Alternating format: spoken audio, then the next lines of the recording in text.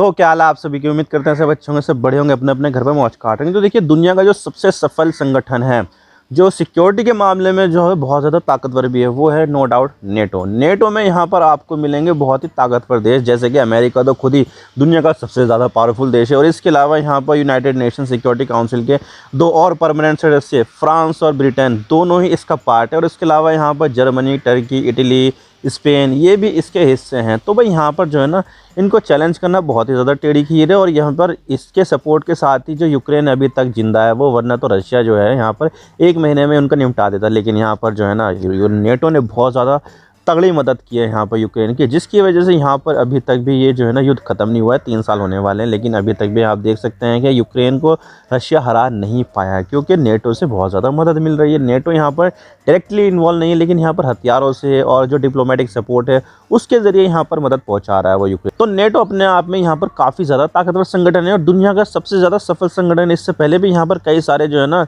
Security संगठन बने हैं, जैसे कि वॉर्सो पैक्ट जो यूएसएसआर के अंडर में था। लेकिन वॉर्सो पैक्ट का क्या हुआ आज आपको पता ही है कि ये बहुत ही तगड़े तरीके से ख़त्म हो गया, डिसइंटीग्रेट हो गया। ये जितने भी इसके सदस्य थे वो यहाँ पर अलग आज़ाद देश बन गए। और यहाँ पर आप देख सकते हैं कि बड़ी दुनिया में यहाँ पर नेटो के अलावा कोई इतना तगड़ा सिक्योरिटी संगठन है ही नहीं।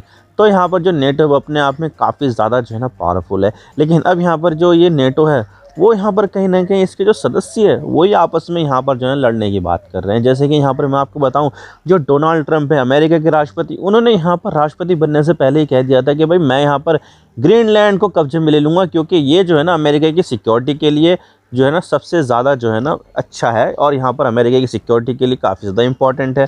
तो देखिए, यहाँ पर जो ना बात चल रही थी इसकी ग्रीनलैंड के कब्जे को लेकर, उन्होंने यहाँ पर प्रपोजल दिया था डेनमार्क को, क्योंकि ये जो ग्रीनलैंड आता है डेनमार्क के कंट्रोल में आता है, कि भाई तुम इसको हमें बेच दो। लेकिन डेनमार्क इसके लिए तैयार नहीं है। और यहाँ पर जो डेनमार्क जो है ना उसने सीधा सीधा मना कर दिया कि ग्रीनलैंड जो है ना बिक्री के लिए उपलब्ध नहीं है।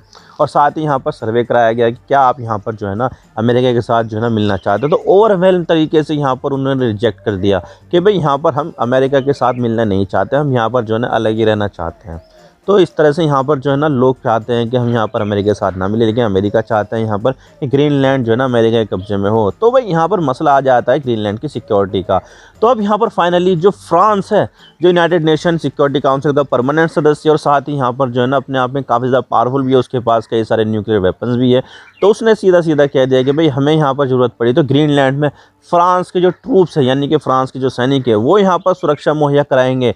यानी कि यहाँ पर एक तरफ तो अमेरिका चाहता है कि ग्रीनलैंड उसके कब्जे में आ जाए, उसके लिए यहाँ पर वो मिलिट्री एक्शन भी लेने को तैयार है। लेकिन दूसरी तरफ जो फ्रांस है, नेटो का ही एक अहम सदस्य है, वो यहाँ पर अपने ट्रूप भेजना चाहता है कि भाई हम यहाँ पर अपने ट्रूप भेज देंगे अगर ज़रूरत पड़ी तो इस तरह से यहाँ पर दो देशों का टकराव हो जाएगा, फ्रांस का और अमेरिका का। तो ये कहीं ना कहीं यहाँ पर जो है ना नेटो की जो यूनिटी है वो यहाँ पर जो है ना बहुत ही ज़्यादा क्वेश्चन मार्क लग जाते हैं इसके ऊपर। तो आज इसके बारे में पूरी डिटेल के साथ बात करते हैं कि ट्रंप यहाँ पर ग्रीनलैंड पर कब्जा क्यों करना चाहते हैं, क्यों यहाँ पर जो फ्रांस है वो यहाँ पर सिक्योरिटी प्रदान करना चाहते हैं, सब बात करते हैं। लेकिन उससे पहले आप चैनल पर नए हो सब्सक्राइब जरूर कर देना, वीडियो को चाहे लाइक करो डिसलाइक करो, लेकिन चैनल को सब्सक्राइब जरूर कर देना। तो चलो शुरू कर दो।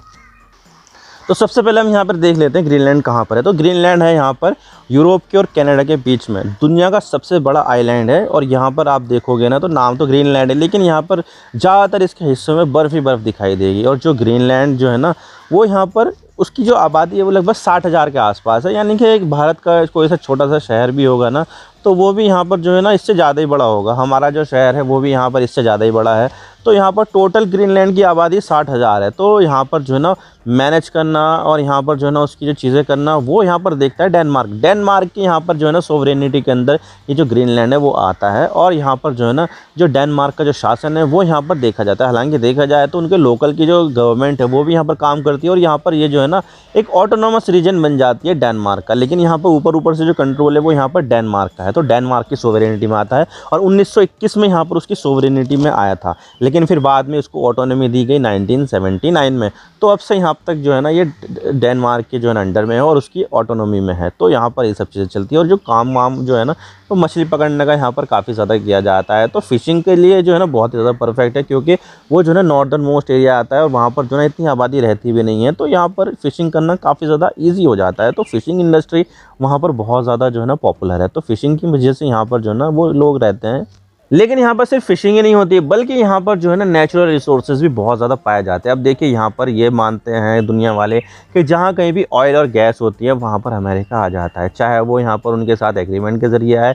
या फिर अपनी मिलिट्री लेकर आ जाए। जैसे कि मिडिल ईस्ट में आपने देखा हो कई सारे देश बर्बाद कर दिया और उसके बाद यहाँ पर उन देशों का जो ऑयल है उसको निकाल कर यहाँ पर बेचा और पैसा कमाया। ठीक इसी तरह से यहाँ पर जो ग्रीनलैंड है ना, वहाँ पर भी बहुत ज़्यादा जो है ना पॉसिबिलिटी है कि वहाँ पर ऑयल बहुत ज़्यादा होगा, गैस बहुत ज़्यादा होगी, और जो नेचुरल रिसोर्सेज है जैसे कि मेटल्स हो गए और जो सिलिकॉन में जो काम आने वाले जो रेयर अर्थ मेटल होते हैं ना, वो भी यहाँ पर काफ़ी ज़्यादा पाए जाते हैं, जिसकी कमी यहाँ पर अमेरिका को बहुत ज़्यादा है।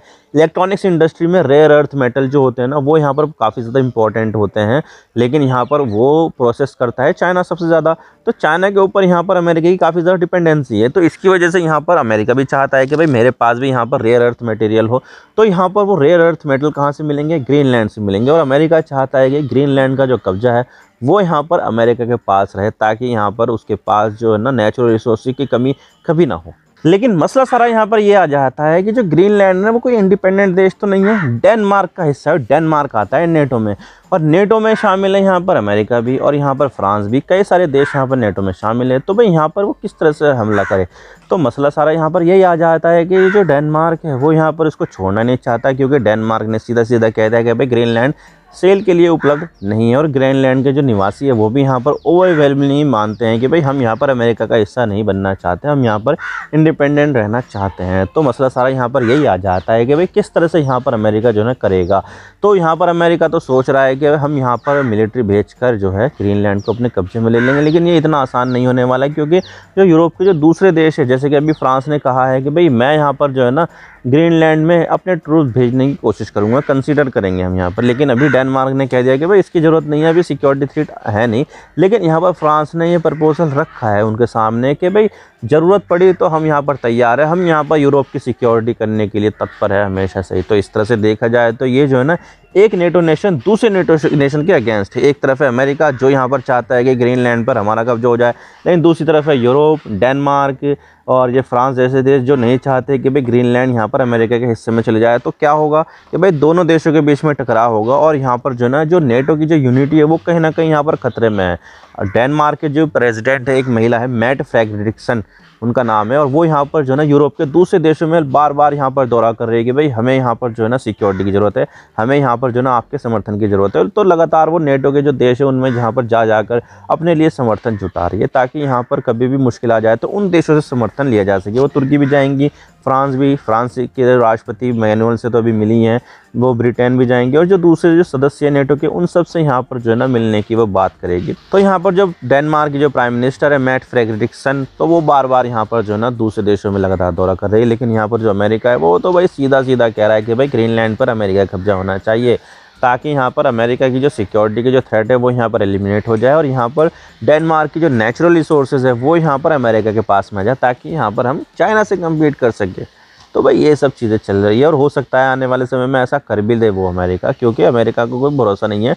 और जो ट्रम्प आए हैं तो वो ट्रम्प तो भाई अनप्रेडिक्टेबल है। कभी यहाँ पर कहते हैं कि भाई मैं यहाँ पर पनामा की जो नहर है उसको कब्जे में ले लूँगा, और ग्रीनलैंड जो पूरा जो आइलैंड है उसको अपने कब्जे में ले लूँगा, इंडिया के ऊपर जो है ना टैरिफ लगा दूंगा, इंडिया जो है ना टैक्स का अब्यूज़र है, ब्रिक्स के ऊपर जो है ना टैरिफ लगा दूंगा, चाइना के ऊपर तो लग भी गया है, 1 फरवरी आ गई है, 1 फरवरी में तो लग गया टैक्स उसके ऊपर, और इसके साथ ही यहाँ पर मैक्सिको और कनाडा के ऊपर भी लग गया है टैक्स।